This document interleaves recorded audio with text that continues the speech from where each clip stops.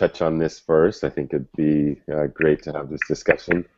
So Johnny was set to do the emotional well-being segment for us, Uh-huh. but he's gonna be headed out with Jess to Cape Cod to Yeah. go meet the family. So he just told me last night that he's not going to be able to do his segment on Saturday. And so I'm curious if you'd be interested in doing your melt segment on Saturday as a possible I would I possibility. would love to. I would Yeah. love to. Yeah. Okay. Yeah. Awesome. So what I need to do is have a conversation with April and go over the schedule, discuss how it's going to look, and check the flow. But I'm pretty sure we could do that. But I want to just check with you first, see if you're open Yeah. to it, and then we'll I go would from love to, and depending on like, when you have people sitting for a long period of time, when you have like it could be something that makes sense to start people out with.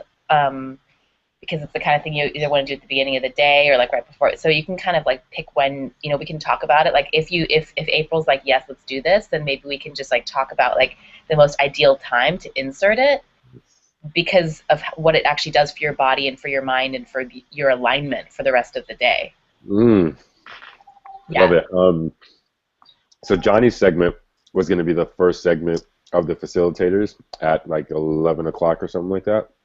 Um, right before that would be the connection exercises and the relay races that we would do, relay challenges.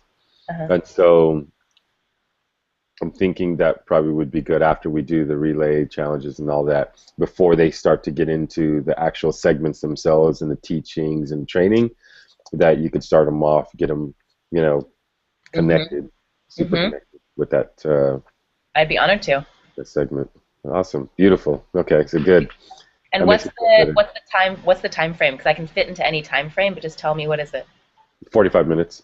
Perfect. Okay. I think Yeah. you had an hour with the one that we did, right? Yeah. At April's house.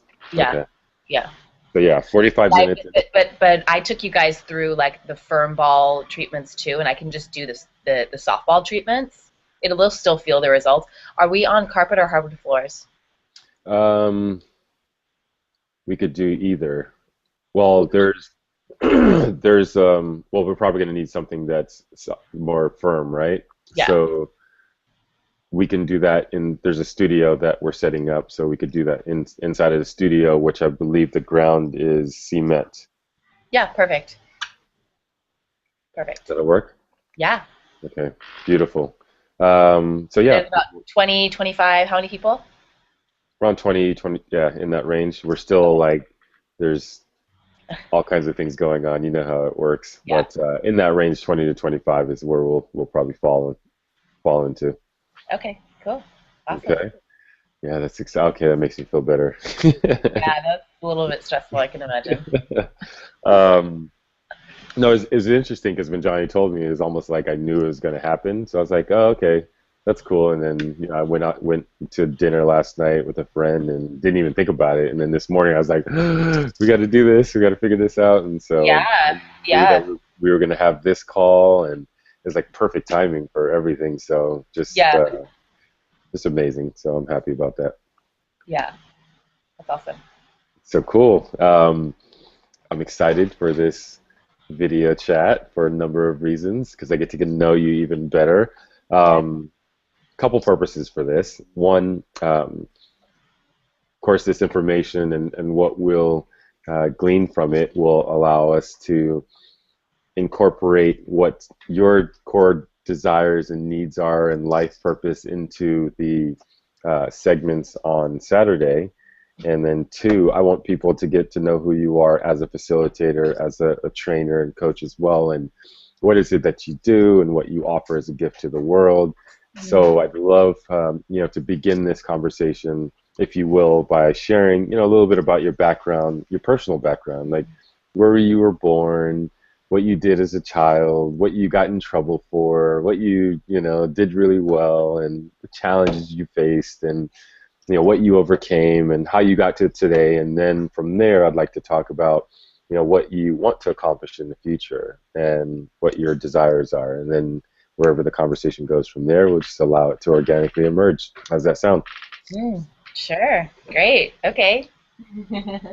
Let's rock it. So I was born in Memphis, Tennessee, from parents who had just immigrated from South Africa. My mom was pregnant with me. I was born just 4 months after Elvis died in Memphis. Oh Kind of wow. a shock for my parents. And and then when I was 2, we moved to San Diego, and I grew up in San Diego. And I I was just speaking with my mom recently about like what more about what I was like as a child, because a lot of the work that I do is like archetype work, and so I was just curious about some behaviors that I had when I was a kid. Mm. And I was I was actually a really good little girl. Like I didn't get in trouble a lot, which is really funny because I'm like, when I was trying to get like some dirt on myself, and then she's like, you were actually a pretty good girl. And my Mm. sister and I would just, she said, you just, the two of you would just play and play and play. We were always making up stories. We were like, I had a whole like just fantasy world of like fairies and, you know, like I was just in that whole fantasy realm and very, very creative when I was a little girl. And I feel like when I started to get a little bit older, kind of preteen, like that's when my deep insecurities set in, and that's when I started to experience myself as like not enough, and just started to have um, more issues that sort of became the core themes that kind of ran under the surface for me for many, many years. And it was during that time frame, I would say between like 11 and 14, that I believe I formed some really core beliefs about my worth and my value, and uh, and like made some decisions unconsciously about how what I needed to do in the world in order to survive, fit in, um, you know, feel like I was a part of. And And so I can kind of look back now and I can see that that was a really informative time where I almost had this like this split from this innocent, playful child who just wanted to create and explore into like this other part that felt like it needed to conform and fit in, and that I made these decisions about how I needed to keep my exterior, like my physical appearance. I started to put a lot of value on because it seemed to be that that was an area that I felt like I had some power and that I could kind of use that. And so that became a really important thing. Like what I presented on the outside became a really, really important thing for me. And it almost was like there was this really tender, soft inside that just needed to kind of like be pushed down a little bit. And so in my early like high school years, I started to get more and more into like body obsession and eating disorders. And um, it was like, again, I just kind of like, I always like, I see this like this split, this like fork in the road, because I was always like, if somebody said, was Debbie, you know, fully functional, and was she, I mean, I was popular and I was in the right, like played sports and was in the school dramas and the musicals, and like I had all this stuff on the outside, but there was always this like theme of feeling insecure on the inside, and and feeling like I had to sort of do what it took in order to be seen a certain way. And and that carried throughout my high school experience. And one thing that I remember was really was really like a turning point of that kind of like took me deeper into like addiction and just like disordered behavior. So I went to a really, really good high school. I mean, I had an awesome family. I mean, there was nothing sort of that like you could point to that was like, oh, this person came from, wrong side of the tracks or had this happen in their family, and therefore, it was like I didn't have all of that stuff, which actually added to my own guilt about why am I not more well adjusted. But so I went to this really, really good high school that was a college preparatory high school, and I just when I I was graduating at 17 years old, and I just like I did not feel ready for college. I was really insecure around that, and I wanted to just go to a junior college and just like figure it out. And I had so much shame around that choice. It was not something you did at my high school, and it just filled me like it was like almost like the straw for me that just like sent me into a like another layer of disordered behavior. And I got even deeper into what I now look back and see was exercise bulimia. I was like exercising all the time, and I was compulsively overeating. And when I was about 18 years old, I actually got adrenal burnout at 18. Wow. And yeah, my body just completely cut out on me, and I at the time, like unfortunately, like I would love to say like that was a turning point for me and like it was like amazing from there, but actually that for me, I was too in this like sickened mindset and spirit place where I just knew in my mind that I needed more energy. I needed to be up, and I was down. And Mm, so what I did with that was I then was like, well, I clearly need drugs. That's what I need. And mm, so I pursued getting cocaine. Like that was like what I felt like was going to be the solution for me. And so that was so the first time I actually did heavy drugs was when I was 19 years old. And from there, it became a part of my lifestyle that allowed me to continue leading the exterior life that I thought that I was supposed to have. So from there, I went to UCLA. I was in a sorority. I graduated at 2021 with a magna cum laude. I went to go work in PR, and then I went to go work as a headhunter, and then I actually in my early 20s went to move to South Africa, worked for Cosmopolitan magazine for 3 years. I mean, if you look at my CV, it was like, yeah, this person's doing amazing things and they're really accomplished. And the entire time, every single weekend, I was partying with drugs. I was like compulsively overeating, and then I was using drugs to manage my weight. And so there was this whole other like undercurrent that was happening the entire time. And that carried throughout my entire 20s. And so I, my awakening only happened in my early 30s. And I had at that point just, again, like from the outside, it didn't look like it was that bad. Like it didn't look like I was in the bottom. I hadn't been arrested. I hadn't, been like ostracized from my family, like nothing like that. And yet I felt like a shell on the inside. I felt completely just like I was the walking dead. I was a complete workaholic. I was completely obsessed about my body.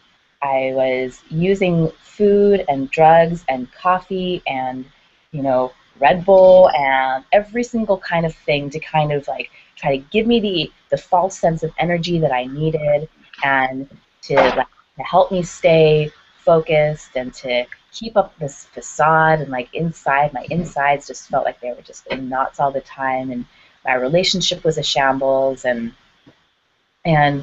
so when I started getting into recovery, and for me, I found a therapist first, and then found the rooms of 12-step recovery. It was like it was it first actually went into an even deeper dark night of the soul, because I started to actually realize the layers of delusion I'd been living under. mm, And I actually, before things like started to go in an amazing direction, I actually had to emotionally and energetically and spiritually become completely unglued. And that's what happened. And so at the time when I got into recovery, I was the general manager of a health club. I was in my training in 2006. I became a Pilates instructor after I left working at Cosmo, and I was teaching. That was the irony too. Talk about a double life. I was teaching Pilates, health and wellness, and yet I still had this lifestyle going on. Mm. And the more I talk to folks, that's very, very prevalent in the health and fitness industry, where there's a lot of eating disorders, there's a lot of physical pain, there's a lot of stuff that goes on there that is just really interesting. But I was definitely one of those folks who was leading a double life in that regard, and so by the time I got into recovery, I had moved from being a Pilates instructor at a particular facility to actually being the general manager, and then I left there to open my own Pilates studio, and that was right when I like just totally just dove into my own dark night of the soul, and I can't I can't implore people enough to allow themselves to get completely unglued. I think that we sometimes have a fear that we are like it's not safe to just let ourselves completely fall because we're afraid of that depression, we're afraid that we won't be able to come back, we're afraid of what happens, and so we kind of hold ourselves like just above that total pit of despair, and that like bitter morass of self-pity. And I believe that it's really, really important to actually let ourselves go there, because in it I found that I'm falling, I'm falling, I'm falling, I'm falling, and then I stopped falling. Like something caught me. Something was there, and I didn't die. And it was like, I can't remember the day and the time, but all of a sudden, like the thought came in of like, it can only get better. It, it just can't get any worse. It can only get better. And from there, like it just did gradually start to get better and better, and like that was a little over 5 years ago, and I oh my gosh, since then I can't even um, um, I'm gonna walk with you if you can. I'm gonna walk with you to go get my charger, because I can see that I'm on like I'm almost on my one. So I'm just gonna take my ethereal little theme right here, and I'm gonna walk you over. Uh, I've just been sitting here like in awe, like this is so amazing. Like I've never done a chat like this where you're just like, ooh, it looks like you're glowing. I mean, you would be glowing anyway without that effect, I'm sure, but it's just adds to it, I guess, you know? Pretty amazing. Yeah, it's cool. Um, And then as you're telling me the story, I'm like going into dreamland, like into your life and seeing it as you're sharing. It's yeah, pretty cool. yeah, yeah. So, gosh, so over the last 5 years, I mean, what really started to happen was that I realized that like I was getting all of these incredible tools, and not just tools, but like spiritual concepts, and my life was changing and being recreated right before my very eyes, and I felt so compelled to want to reach out to women who I felt like were also leading this double life, and women who looked like they had it all on the outside, but who were, like had their own private, silent whatever going on. And the first group that I wanted to reach out to were college sorority women, because I felt like I just wanted to look at them and be like, I know you.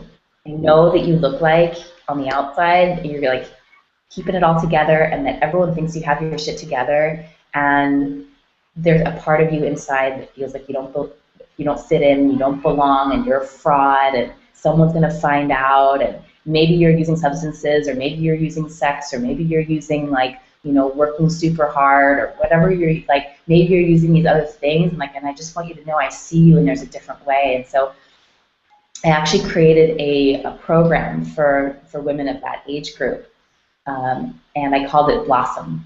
And Blossom is an acronym, and it stands for body confidence, loving yourself, owning your power, sistership, soul connection, open communication, and mindful practices. Mm. And it was a 7-week workshop that I piloted with a sorority, Pi Phi at UCSD.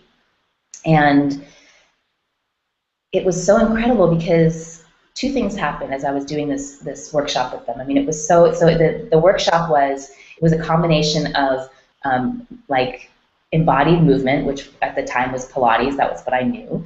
So it was movement, and then it was meditation, and then it was circle. It was like getting women around, and then there was always a theme. You know, maybe the theme was focusing on progress versus perfection, because I found that for myself, being a perfectionist and like being in college and like thinking that that was the road to success was something that really, really had me just tied up in knots and like always questioning myself. And so there'd be a theme, and then we would talk about it and stuff, and it was awesome. I mean, I didn't know what the heck I was doing, but it was more of like when they say instead of ready, aim, shoot, it's like ready, shoot, aim. It's like you just like go for it, and you know, I didn't really know what I was doing. But what was amazing was that so there were two discoveries that came out of that. The one was that my Pilates students of all ages, from their their 20s to their 60s, when I would share with them the themes that were coming up that I was sharing that I was doing in this workshop, they were relating to these themes.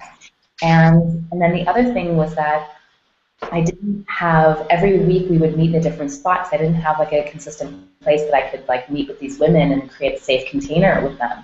And so both of those things together came to me for a point where I was like, okay, I think that Blossom needs to actually be a studio and a space that I put my stake in the ground and I say this is going to be a space where people in general, women in particular, can come and get whatever it is they need that day to blossom, where it's a safe container and it's very welcoming and everybody's included, and it doesn't matter your age, it doesn't matter your weight, and it doesn't matter, you're here to connect to your body, connect with other women, and find that alignment along all your channels, mind, body, and spirit, energetically and emotionally.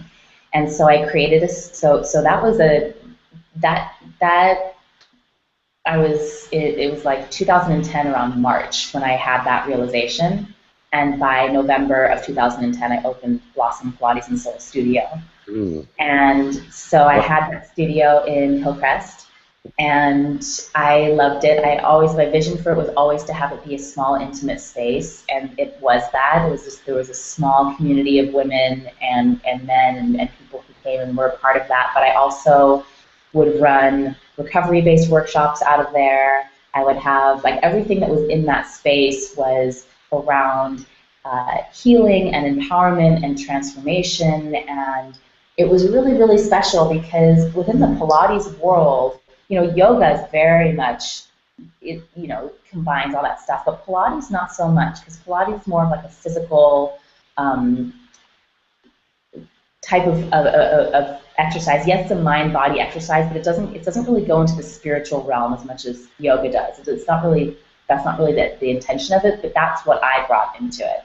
And so I consider my studio to be like the first studio in San Diego first Pilates studio in San Diego that brought in like the spiritual into the like the practices. And so as I was teaching Pilates to folks and just continuing to experience my own recovery and my own exploration, in about 2011, I got back in touch with my deep desire to reconnect with that little creative girl who I knew so long ago when I was growing up, because as I look at my progression over the years, what started to happen around that time, that preteen time, is I got divorced from that creativity. And when I look at it, like, the irony is that when I started compulsive overeating is the exact time that I became artistically anorexic. Yeah. Wow. And so I see that I was trying to fill myself with spirituality, really. I was trying to fill myself with, like, that's, I think, what it really was about, like, trying to fill myself with creative spirit and with life force energy. But I got that, like, mixed up, and I thought that filling myself with food would actually make me feel full on the inside. And so in 2011, I committed to this process called the Artist's Way. which is a book, but it's also, it can be fleshed out to be an actual program that lasts for 3 months. And I did that with a group of folks and was just completely committed to recovering my creative self. And on And when about did this? I'm sorry. When did this begin? The Artist Way. 2011, Okay. yeah. So I still had my Pilates studio, and then like this was still and then this happened, and I it was like day 89 of day 90. I mean, it took me like towards the very, very end, because I would go, and I would kind of go into like little like art shops, and I would kind of look around, and I would be like, okay, I want to engage here, but I just didn't have like the language for it. Like I didn't know where to start, and I saw pretty colors, and I saw things happening here, and but I was like, I didn't have it.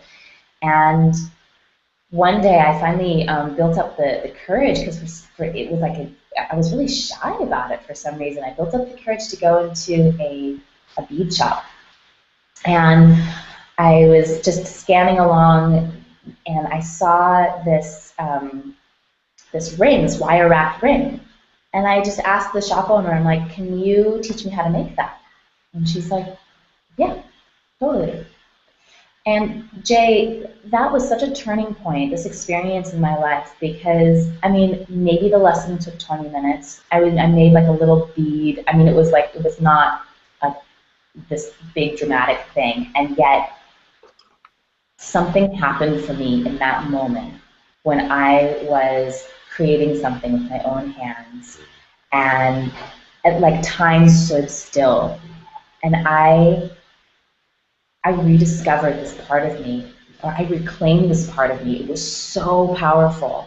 And like from then, I was off and running. I'm like, I know one technique, and like, what else can I do? And for an entire year, all I knew how to do was wire wrap a ring. And I just wire wrapped every single thing. And I moved from beads to semi-precious stones. And I was working with stones, and I was doing this one technique. And like after a couple months, like people were like, I like your rings. Like, are you serious? And it took me forever to actually realize that these people weren't just trying to make me feel good about myself. Like they're like, yeah, I think I want to buy one of your rings. And like, this is blowing my mind. I just didn't even, I never thought.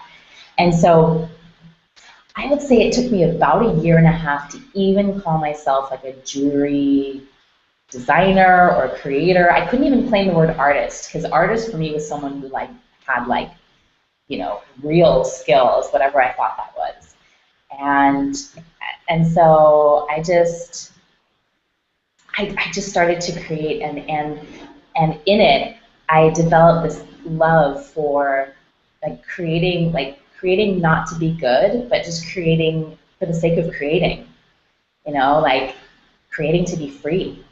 And it filled me with so much joy just to be able to make stuff and not get attached so much to what the outcome was. And in fact, really embrace the rawness of how I made things. Like that became my style. That it wasn't every single piece is like perfectly, got the exact same twists and turns and tied up. And in fact, it's like every single piece is kind of messy and haphazard and gorgeous and raw and beautiful and real. And you don't have to take it so seriously. We don't have to take art so seriously. We don't have to take ourselves so seriously. And so all of these these themes and life lessons started blossoming out of my jewelry crafting.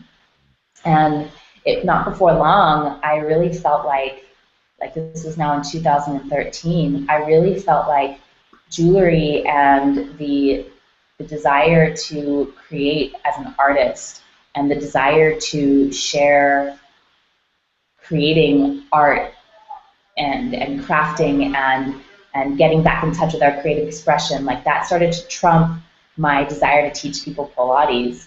And so in 2013, I decided to close my Pilates studio so that I could really open myself fully to jewelry, to owning like my jewelry maker within myself, and to also being that channel, creating platforms and environments for people to be able to access and connect with and practice and explore what creative expression meant for them and means for them.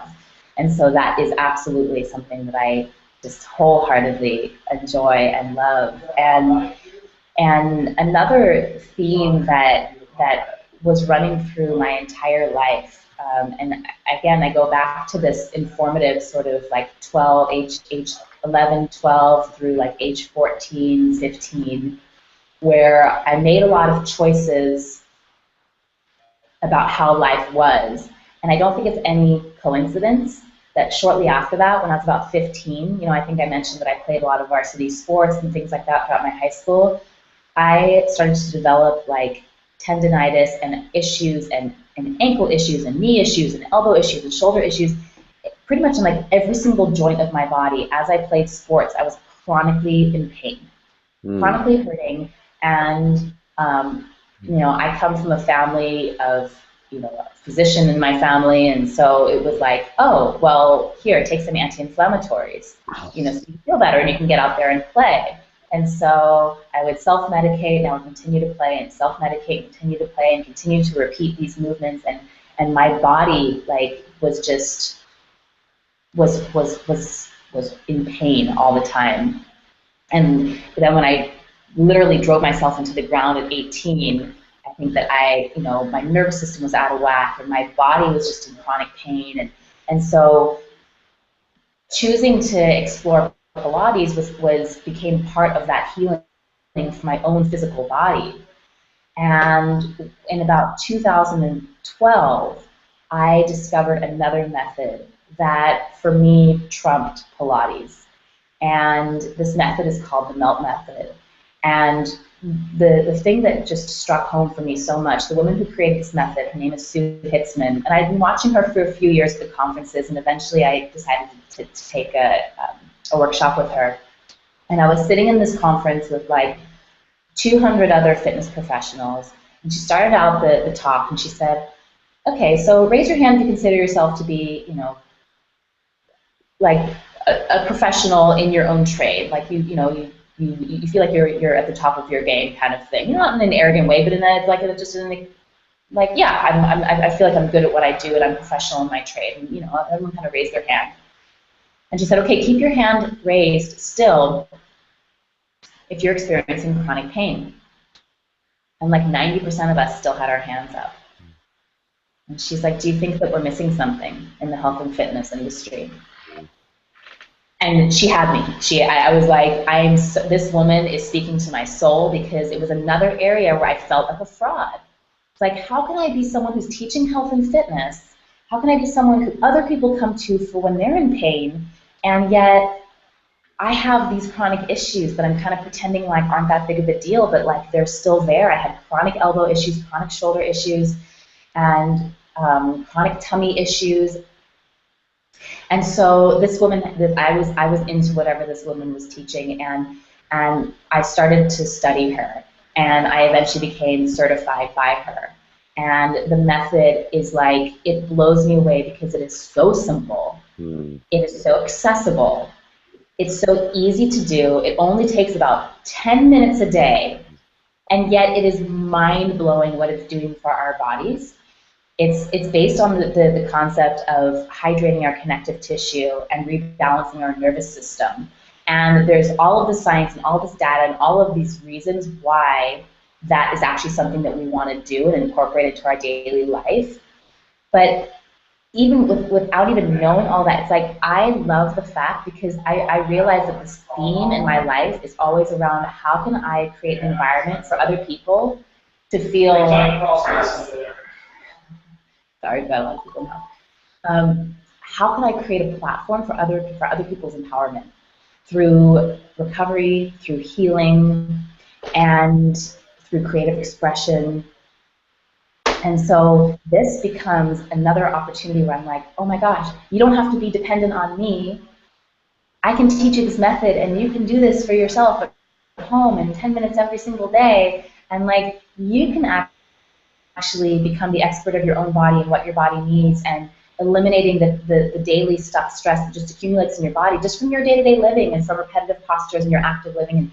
And it's something that can just work with you. It's a self-care tool that just kind of can live with you.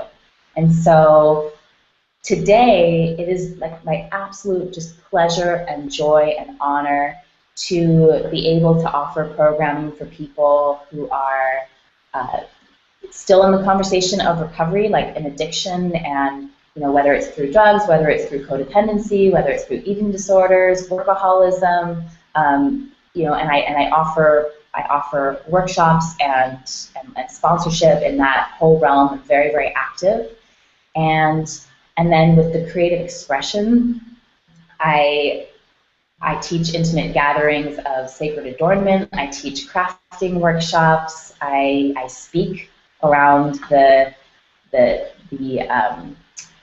my journey of recovering my creative self, and then essentially serving as that invitation, as that permission slip for others to discover that within themselves. I call it living the artist's way. So I've kind of taken the artist's way and turning it into bringing my lover archetype into it and creating the artist's way, and then also creating this platform, this opportunity in these workshops and trainings for people to be able to, at a physical level, create that full body alignment that is actually at a cellular level, being able to give their body the nutrients and support that it needs, so that as you work up the entire chain, like we're actually able to support our body at every single level, all the way from the cellular level and the neurological level, like all the way up to a spiritual level, an energetic level, and everywhere in between. And so we can actually like walk around as completely integrated beings, and like that is just so. Yeah, so those are the ways that I play and I serve, and I'm just like every single day is different for me, as you can see, because it's like depending on like where the need is, like where I'm called, I can kind of slot into these various areas. But I have so much gratitude for my journey and for whatever it took. Like even I feel like at times like God was like banging me over the head, like with a pot, say, wake up, like there's so much for you to contribute. And I just like I was numb to it for many years, but I think I needed that time to be able to go to the depths that I went to, so that I can be like, it's like I can fully launch into appreciation and contribution for what is possible today. Mm. Wow. um, Thank you for sharing that. Like, as we spoke into in our last conversation, Debbie, we talked about how we know each other, but we don't really know each other. Mm-hmm. And I see from afar what you're doing with your jewelry, and but not really understanding like the why behind it. And now that I know the why behind it, I have a deeper connection and more of a motivation to offer whatever I can to support what it is you're doing, because I believe that there are so many people out there that have suppressed their creative abilities for whatever reason, and as a result, we walk around this world as shells of our true selves, right? And not really fully being who we're meant to be. So thank you for sharing that. I'm really excited to do what I can to help you in building what you're growing there. And also, like, in hearing your story about the struggles that you went through in the past, and as you mentioned, not having any real like super traumatic events in your life that would prompt you to say, I need to do the work on myself. Just created awareness for me, like there probably are so many people around the world that don't have these crazy traumatic events that we hear stories about, and all whatever in the media. And then for those people who don't have those traumatic events, to say, well, my life is not as traumatic as that person, so I don't really maybe need to do the work, or there's no inspiration behind doing the work. Yet there's so much stuff like that's playing, tapes that are playing, that are limiting us from our fullest potential. And so to hear your story, that's it's very inspiring, and I appreciate that, because I think your story certainly needs to be heard, because there's probably millions of people walking around on this planet who have similar stories, and haven't delved into themselves and done the work for themselves, because maybe they don't feel like they deserve to do that for themselves. But everyone does, obviously, and I just um, thank you for reminding me of that and sharing your story. I think you have such a beautiful story and a beautiful journey, and um, I appreciate hearing it. Yeah, thank you for the opportunity. It's never really like come out that way, So it was really fun to kind of watch the telling. Yeah. That was cool. Good, good. I'm glad you enjoyed that.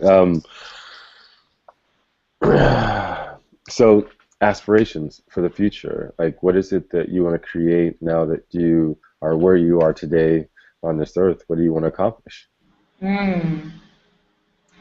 One of the things that's really in my like deep mission purpose space right now is that it breaks my heart to hear of so many millions and millions of people who struggle with addiction disorders and who don't have access to like the kind of recovery that I had access to.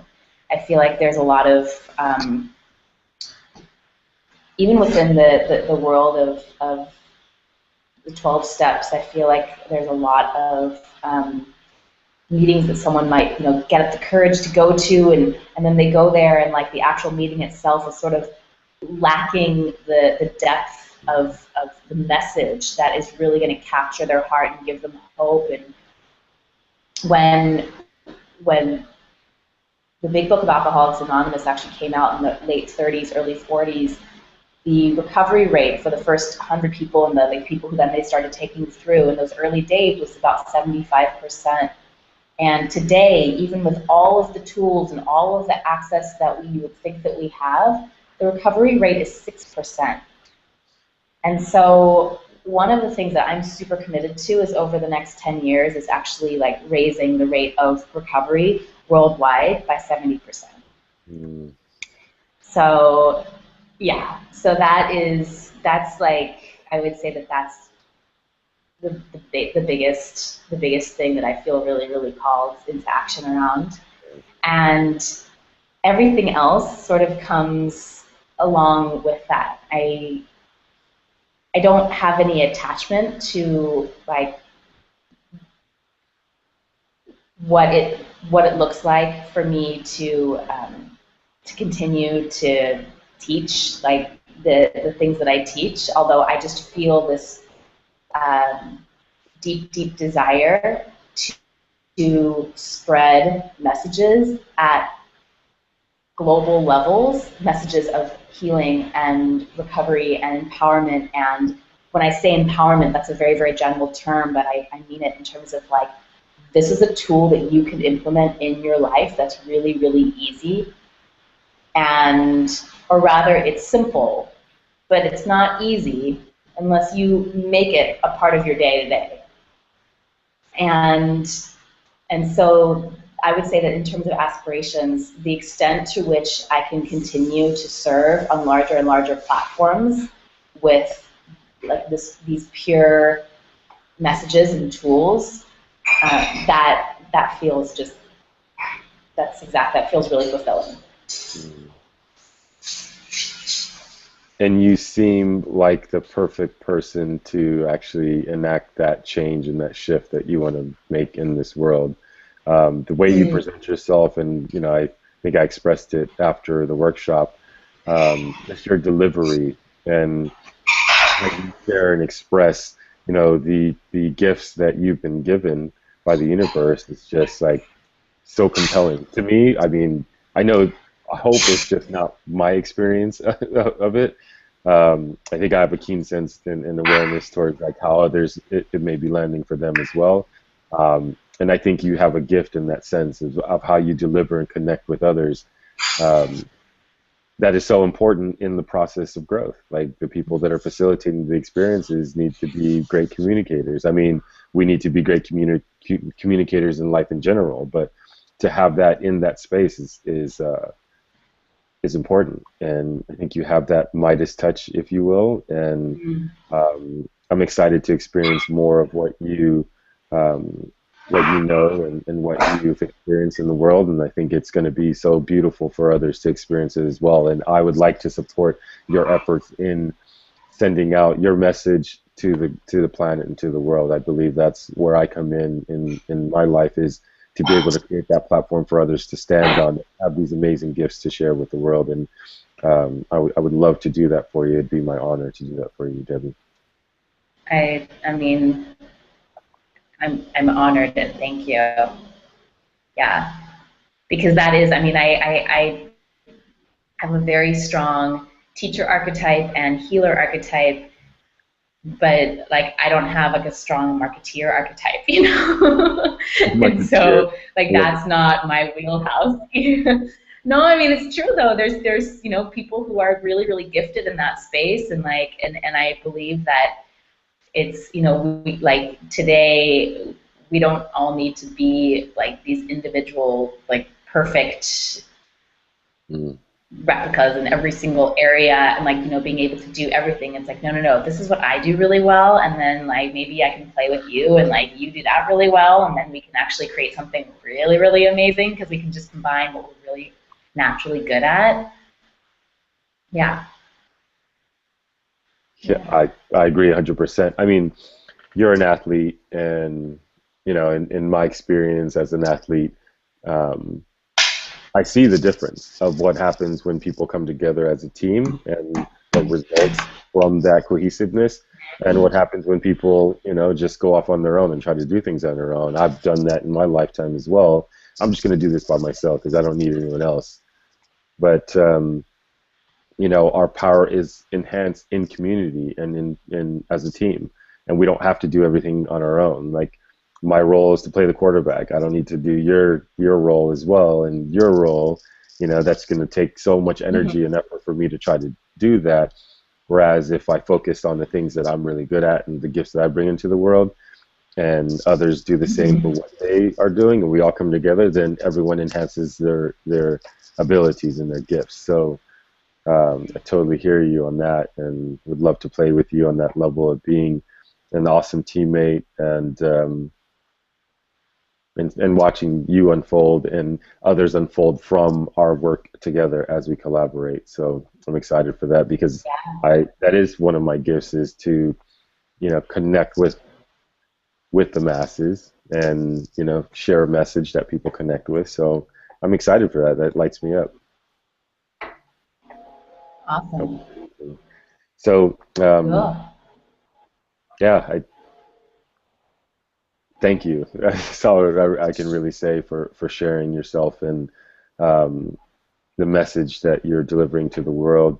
And at this point, if I could answer any questions for you, I'd love to. But if not, then we got everything that we needed on this chat here.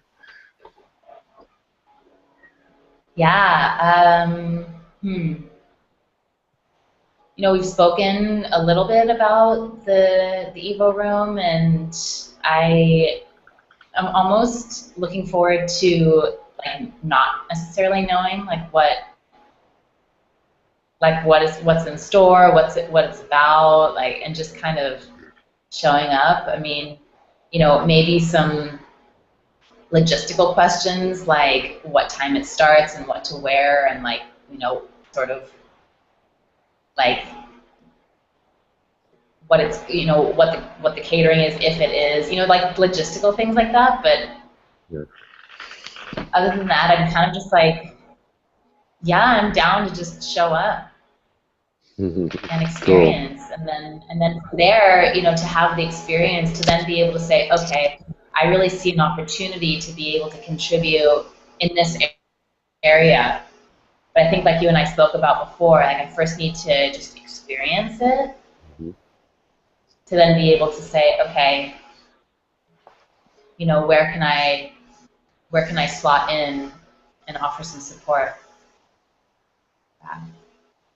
Well, logistically, you'll be receiving your itinerary sometime this morning. April will be sending that out to you, um, which will outline exactly what you need to bring, what you need to wear, timing. I'm not sure if it has like the um, nourishment, aspects of it, but we'll be serving, light, you know, snacks and stuff for during the breakfast hours. Snacks in between lunch and dinner. There's lunch and dinner that we've served, and everything's organic, mostly vegan, um, types of foods. And if you have any type of allergies or anything like that, then it's asked in the itinerary for people to share that. Um, Outside of that, everything else, all the details will be placed in that itinerary. And of course, if you have any questions, you have my contact information and April's as well. Um, yeah, and then the process. I think as we spoke about, after you have this experience, I know that afterwards it'll give you a greater perspective of how we can play together, and then after that we can have more of a discussion of what is the EvoRoom, what's the vision, and how can Debbie play a part in that um, to enhance what it is that you're doing, and to also align with your specific goals and the things that you want to accomplish in your personal and professional life. And then once we have those conversations, and of course it's just a matter of execution. Here's the game plan. Here's how we can play together, and then it's off to the races from there. Awesome. Love it. Yeah. Yay. Thank you, my friend. Yeah, it's really exciting. Well, the other thing that came up as you were actually sharing when you're talking about addiction, and as far as what your aspirations are in the future, just an hour or 2 hours before this, I was doing a video chat with Dave Metzler, the founder of Fit In, and he was speaking about a business that he has created, which is directed towards that, because David had his issues, and challenges with addiction, specifically cocaine, and he was sharing how he was inspired to create this program for people, that are challenged by addiction. So it's really interesting that you're saying pretty much the same thing that he just said, that you guys have the same aspirations, and he's coming to this EvoRoom. So, oh my gosh, what's his name again? David? David Metzler. And what's the program that he created? I don't know the name of it. He didn't share the actual name of the program, but it's for people that deal with addictions. And so there's a what was the other thing? But you say fit in? Fit In, yeah, FIT and then N. So it's like it's a multi-gym pass type of membership. So you get one membership, and you get all these gyms that you can go to: CrossFit, yoga, Pilates, and they got a bunch of different gyms and studios that people can go to, and you only need one membership. Now you don't have to have memberships at all of them. That's awesome. And they're kicking ass, doing really well, and just took a couple $1 million in investment. I think they have another round coming so that they can expand nationally. And David is a former investment banker, went to Columbia, just fucking brilliant guy, amazing entrepreneur. But he has his challenges, just like everyone else does, and he has, like he was saying, the little voice in his head, the tyrant in his head that, limits him and doesn't allow him to fully express himself. So, as we spoke about the other day over the phone, like, our goals in the EvoRoom, or one of our goals, is to connect with the leaders of these corporations and entities that exist in the world. And David is one of those individuals. Right? He influences a lot of people. I mean, especially here in fitness, with what he's created. So for us to have this opportunity now to have David, and to, like he was mentioning that he's in a stage of his life right now where he has to make really big decisions, like whether he should run Fit In or bring a CEO in to run it, and amongst other things that are happening. So, these little or big decisions that he has to make to have the opportunity to share with him information and experiences that allow him to make these shifts to me is like, this is what I live for, Mm-hmm. and um, now he's going to be coming this weekend along with other, entrepreneurs, and I'm excited for this opportunity. Excited to see how you play, within this sphere, and how we can dance together, and what results from that. So there's a lot of good stuff in play, a lot of things that are just like boiling, and I'm really excited to see how it all unfolds. That's so awesome. I'm really, really excited. I'm so excited for you, Jay. I love it, like you just got a piece of me and my story, but I just feel like in over the last, like week or two that we've just dropped in more, and I just feel like it's just opened up so much for me, and just me fully getting you. And you know it's so easy for each one of us in our close knit community to kind of to see aspects of the other. You kind of said like, yeah, I see you do the jewelry thing, or maybe you sort of see me at a party, and it's like there's like this connection at one level, but then to be able to just expand and to get to see you like in your magic and in what you love to do and in how you bring like awesome people together. Like I can't wait to connect with David. Like sounds like a total brother. Like I'm super excited, and I can't wait for there might be like 19 other people who I feel the same way about, and so I'm just super excited. Mm.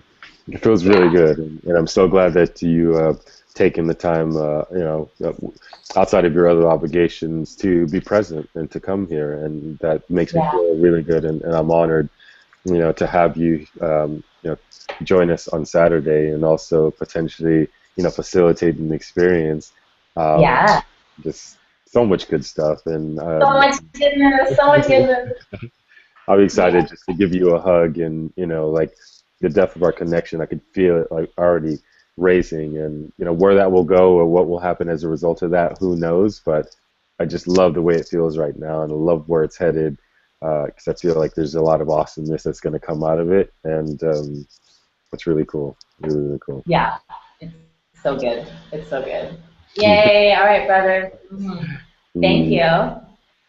you're welcome. And I'll look out for that email today, and then I will see you. I'll see you on Saturday. Yeah, see you Saturday. If there's any questions, I'm going to contact you either way to talk about, the facilitator part that we were Oh yeah, that's speaking right. about earlier. But outside of that, have a wonderful day. If you need anything, don't hesitate to call, and talk to you soon. But see you on Saturday, Beautiful. And what time does it start on Saturday?